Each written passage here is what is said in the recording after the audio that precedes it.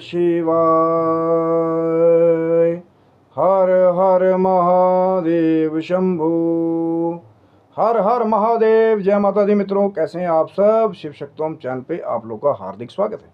और चैनल पे यदि नए हैं तो विनम्रता से निवेदन करूंगा कि चैनल को सब्सक्राइब कर लें, ताकि हमारे द्वारा बनाई भी कोई भी वीडियो सबसे पहले आपको प्राप्त हो। क्योंकि शिव शक्तोम चैनल पे कहीं ना कहीं भगवान शिव की, माँ जगदम्बा की कृपा से वो जो हमने एक प्रयास के बारे में कहीं ना कहीं वार्तालाप की थी कि इस पूरे पावन जो है श्रावण मास में जो है भगवान शिव के वो जो दिव्य पावन ग्रंथ के अंदर वो जो दिव्य रस से भरी हुई भगवान शिव की लीलाएं हैं, दिव्य प्रसंग हैं, कहीं ना कहीं जो ऑथेंटिक महाशिव पुराण है। कहीं ना कहीं संदर्भ मैंने आपको पहले ही बताया था कि मेरी कोशिश क्या है कि भ्रमित जो होने वाली कुछ सारी चीज़ें हैं कि लिंग पुराण की बातें हम लोग शिव महापुराण के लेवल में लगा करके बहुत सारे लोग बड़ी बड़ी कथाओं में कर रहे हैं, या कहीं ना कहीं इधर उधर से लाल किताब के टोटके बता रहे हैं, उस चीज़ को विराम देने की हमारी कहीं ना कहीं कोशिश है कि जो चीज़ लिखी हुई है महाशिव पुराण में कहीं ना कहीं वो ही ऑथेंटिक रूप से आपको बताई जाए। क्योंकि हमारा उद्देश्य क्या है कि यदि आप चेक करना चाहें तो जाकर के वो जो गीता प्रेस गोरखपुर का महाशिव पुराण है उसके अंदर जाकर के आप वो जो अलग अलग संहिताओं की जानकारी कहीं ना कहीं आपको देने का हमारा प्रयास है शिव शक्तोम चैनल से, उसको खुद भी जाकर के आप चेक कर सके। अब ये नहीं कि भाई बताना ही नहीं कि कहाँ से मैं बता रहा हूँ, फिर लोग भ्रमित होते रहें कि हाँ उसमें कुछ लिखा हुआ है कि नहीं, पर बस लेबलिंग चल रही है वहाँ पे कि महाशिव पुराण में लिखा है, महाशिव पुराण में लिखा है। आज एक बहुत ही एक ऐसा प्रश्न है जो कहीं ना कहीं बहुत सारे लोगों के मन में ये भ्रांतियाँ फैली हुई, और पता नहीं क्यों इसके बारे में इतना ज़्यादा नेगेटिव जो एम्फेसिस है कहीं ना कहीं वो लोगों ने फैलाया हुआ है। कि प्रश्न क्या है कि क्या शिवलिंग के ऊपर चढ़ा हुआ खाना चाहिए या नहीं खाना चाहिए, किसको खाना चाहिए और किसको नहीं खाना चाहिए। बहुत ही ध्यान दे करके इस वीडियो को आप अंत तक देखिए। हो सकता है कि कोई ना कोई संशय, मैं नहीं चाहूँगा कि ये वीडियो देखने के बाद भी आपके मन में रहे, या कहीं ना कहीं आप वो जो गलत जो कुछ मैसेजेस जो हैं बड़े बड़े मंचों से सर्कुलेट हो रहे हैं, जिसको लेकर के माताएं बहनें बहुत सारा भ्रम फैलाती रहती हैं शिव मंदिरों में बैठ के, कई बार आधा अधूरा सुन करके। इसीलिए मैं कह रहा हूँ कि पूरा वीडियो देखिए, पूरी चीज़ सुनिए, उसके बाद आप खुद तय करिए कि क्या चीज़ उचित है करने वाली और क्या चीज़ नहीं करने वाली है। भ्रमित होना बहुत आसान है, लेकिन मेहनत करके जो एक्चुअल जो भगवान शिव की जो आज्ञा है वो जो ऑथेंटिक महाशिव पुराण है। इसलिए मैं बार बार कहता हूँ कि अगर पढ़ना है तो भैया ऑथेंटिक पढ़िए। गीता प्रेस गोरखपुर का जो एक हमारी विशेष धरोहर है। तो ये प्रश्न पूछा कहीं ना कहीं शौनक आदि ऋषियों ने, इसका वर्णन जो है आपको विदेश्वर संहिता के बीच में अगर आप जाएंगे, जो पहली संहिता है कहीं ना कहीं महाशिव पुराण में। अब कई आएंगे, कई हमारे को तो, मेरे पास शिव पुराण मैंने 10 बार पढ़ लिया, मैंने तो विदेश्वर संहिता में ऐसा तो कोई चैप्टर आया ही नहीं। तभी तो कह रहा हूँ मेरे भाई, कुलदीप का, संदीप का, ये वाले दीप का शिव पुराण पढ़ोगे तो पूरा जानकारी आपको कैसे मिलेगी। थोड़ा सा मूल्य के चक्कर में बहुत सारे हमारे भारतवर्ष में ऐसे भक्त हैं कि कोई भी बस मार्केट में गए या किसी बस स्टैंड पे गए, वहाँ पे दिखा कि शिव पुराण कोई भी लिखा, उसको उठा करके लिए उसको अध्ययन करने लगे। पर पूरी जानकारी जो ऑथेंटिक है, वो यही तो कारण है ना कि लोग भ्रमित क्यों हो रहे हैं, कि वो जो कहीं ना कहीं सारांश वाले जो पूरे ग्रंथ हैं उनको हम लोग नहीं पढ़ने का प्रयास करें, या लोग जो पढ़ भी रहे हैं वो अपने हिसाब से कई बार उसमें ऐसी मिलावट कर देते हैं कि जिससे नुकसान होता है लोगों का।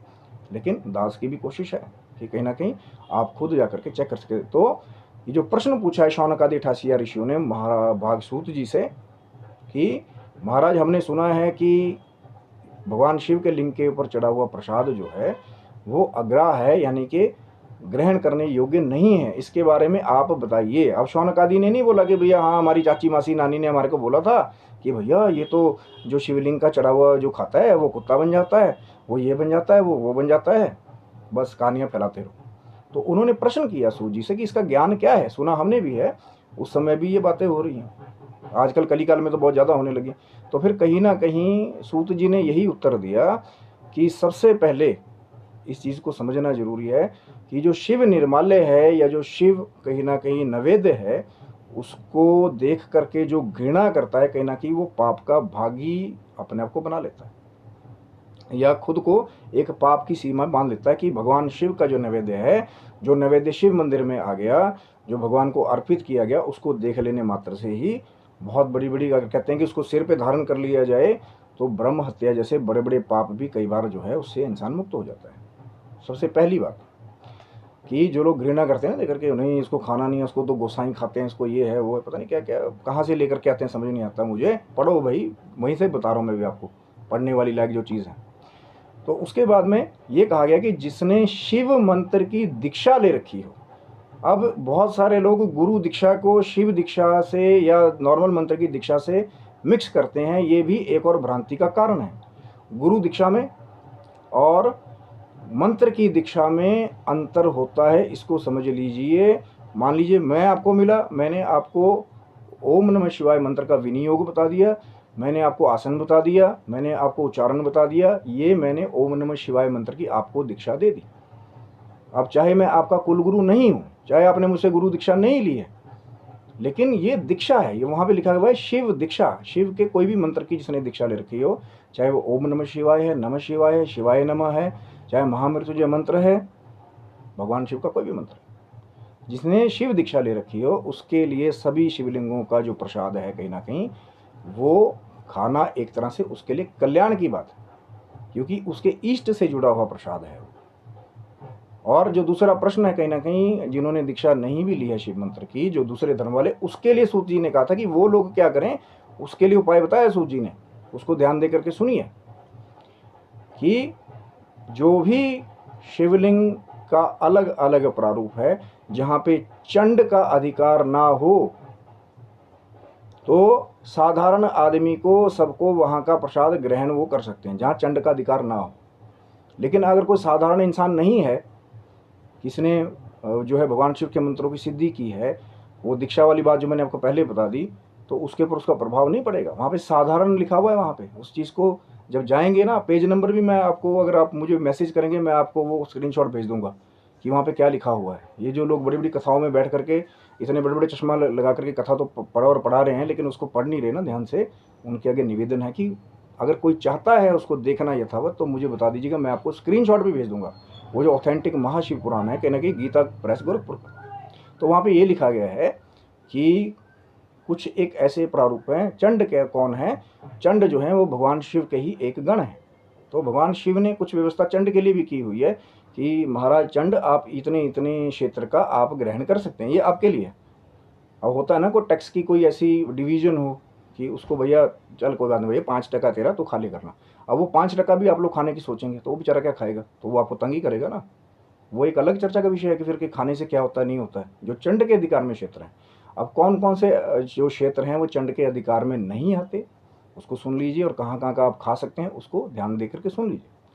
पहली ही चीज़ मैंने आपको बता दी कि जिन्होंने शिव दीक्षा ले रखी हो उनके लिए सभी ज्योतिर्लिंग और जो शिवलिंग है कहीं ना कहीं वो कल्याणप्रद है। अब मैं वो प्लास्टिक वाले या फाइबर के शिवलिंग में उसके पर नहीं मैं जाऊँगा, मैं ऑथेंटिक चीज़ों की बात कर रहा हूँ। जो जैसे अब जिस भी मंदिर में नर्मदेश्वर शिवलिंग जो है, जो नर्मदा नदी से पत्थर लाया जाता है, यदि आपके घर पे छोटे भी हैं, उसके ऊपर चढ़ा हुआ जो प्रसाद है कहीं ना कहीं वो सब खा सकते हैं। नर्मदेश्वर शिवलिंग नर्मदा नदी से पत्थर आता है, उसके द्वारा निर्मित होता है। जहाँ से गंडकी नदी से भी, जहाँ से शालिग्राम शिला को भी लाया जाता है, वहाँ का भी अगर बना हुआ शिवलिंग हो उसको भी आप खा सकते हैं। कि शालिग्राम शिला जहाँ से निकलती, गंडकी नदी से निकलती है ना नेपाल से, वहाँ से अगर निर्मित कोई शिवलिंग है उसको भी कहीं ना कहीं आप लोग खा सकते हैं, सभी जनमानस साधारण। और तीसरी बात जो है कि जिस भी शिवलिंग की स्थापना किसी सिद्ध ने की हो या उसके द्वारा सिद्धि प्राप्त की हो, उस शिवलिंग का चढ़ा हुआ भी सब लोग खा सकते हैं, तीसरा। चौथा, उसके बाद भी जो स्वयं लिंग हैं, जो कहीं ना कहीं स्वयं प्रकट हुए हैं, उसके अंदर भी चंड का अधिकार नहीं है, उसका भी सब लोग खा सकते हैं। जैसे जो 12 ज्योतिर्लिंग है कहीं ना कहीं, जो भगवान शिव ने जहाँ स्वयं प्रकट किया है अपना, स्वयं जो खुद प्रकट हुआ हो प्रकृति के द्वारा, जो किसी ने लगाया नहीं या किसी ने बनवाया नहीं, उसके अंदर भी चंड का अधिकार नहीं है, उसको भी सब लोग खा सकते हैं। विद्वेश्वर संहिता में इसका भी जो है वर्णन सूत जी ने किया है, जा करके चेक करिए। पेज नंबर आपको अगर चाहिए मुझे मैसेज कीजिए, मैं आपको स्क्रीनशॉट भेजूंगा। उसके बाद जो पांचवी चीज़ है कहीं ना कहीं कि लोह निर्मित या जो धातु के शिवलिंग है कहीं ना कहीं, जैसे कि सोने का शिवलिंग, चांदी का शिवलिंग, रसलिंग, पारद का शिवलिंग, मरकतमणि का शिवलिंग, ये जो धातु वाले कुछ स्पेशल शिवलिंग हैं, इनके अंदर भी चंड का अधिकार नहीं है। स्फटिक मणि चंड का अधिकार नहीं है। इसीलिए इस चीज़ का आप लोग जो है कहीं ना कहीं भ्रांतियों के बीच में ना आइए। जहाँ पे चंड का अधिकार नहीं है वहाँ पर सब जो है साधारण जनमानस खा सकते हैं, लेकिन जिन्होंने शिव मंत्र की दीक्षा ले रखी है, जो नित्य प्रति भगवान शिव का जप करने वाले हैं, उनका तो सब जगह कल्याण ही कल्याण है। पता नहीं भ्रांतियां क्यों फैल रही है कि चढ़ा हुआ गोसाई खाता है वो कुत्ता बन जाता है अगले जन्म में जाकर के, ये होता है पता नहीं कहाँ से। मैं तो पूरा महाशिव पुराण में अगर आप सातों संहिताएं पढ़ेंगे, कहीं भी आपको नहीं मिलेगा कि किसी के द्वारा भी शिव मंदिर का प्रसाद खाने के बाद वो कुत्ता बन गया। जहाँ चंड का अधिकार होगा भैया, जहाँ पे मैंने आपको बातें बता दी, अगर आप अपनी मर्जी से ला करके प्लास्टिक का ये वो बनाते रहेंगे, उसमें फिर अलग अलग स्वरूप है, उसको खाएंगे, फिर मैं उसके बारे में बिल्कुल भी यहाँ से जो चीज़ नहीं बताई गई मैं उसकी प्रमोशन क्यों करूँ। मैं तो वो आपको वो बता रहा हूँ जो सूत जी ने बता दिया। फिर से एक बार आपको चलते चलते रिवाइज कर देता हूँ और एक उपाय आपको एंड में और बताऊँगा। अगर फिर भी किसी को संशय रह जाए उसको कर लेगा तो फिर तो डिट्टो, उसको कोई भी डाउट रखने की ज़रूरत नहीं कि पहला जिन्होंने शिव दीक्षा ले रखी हो वो उनके लिए खाना हर एक जगह कल्याणकारी है। दूसरा, लोह निर्मित या धातु निर्मित जो शिवलिंग है, जैसे सोने का, चांदी का, रसलिंग का, स्फटिक का, वो सब खा सकते हैं। तीसरा, जहाँ पे चंड का अधिकार नहीं है, जो नर्मदा नदी से पत्थर लाया जाता है, नर्मदेश्वर शिवलिंग अगर आपके मंदिर में या घर में है, उसका चढ़ा हुआ सब खा सकते हैं। चौथा, जो भगवान शिव का विग्रह है कहीं ना कहीं, अगर उसका विग्रह जो बना हुआ है, जो गंडकी नदी से अगर वहाँ से शिवलिंग बन करके जो वहाँ का लेकर के जैसे पत्थर लेकर के बनाया गया है, तो वहाँ पर भी चंड का अधिकार नहीं है, उसका भी चढ़ा हुआ आप लोग खा सकते हैं। कहीं कि जो शालिग्राम शिला को स्पर्श करा करके पत्थर फूल जो भी चढ़ता है शिवलिंग पे, अगर टच करके खा लेंगे तो उनको भी कोई दोष नहीं लगेगा, वो भी दोष रहित हो जाएंगे। तो ये है वो जानकारी कहीं ना कहीं जो आप आगे भी बता सकते हैं। अगर आपको फिर भी कोई प्रश्न लगे तो मर्यादित शब्दों में कमेंट कर सकते हैं, मुझे पूछ सकते हैं, मैं आपको वो स्क्रीनशॉट भी भेज दूंगा। तब तक के लिए सभी बंधुओं को हर हर महादेव शंभु, जय माता दी।